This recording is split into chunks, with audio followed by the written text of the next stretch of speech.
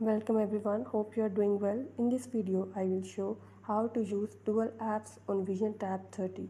Before starting this video, please press the bell icon or do subscribe this channel. Let's start our video without wasting any time.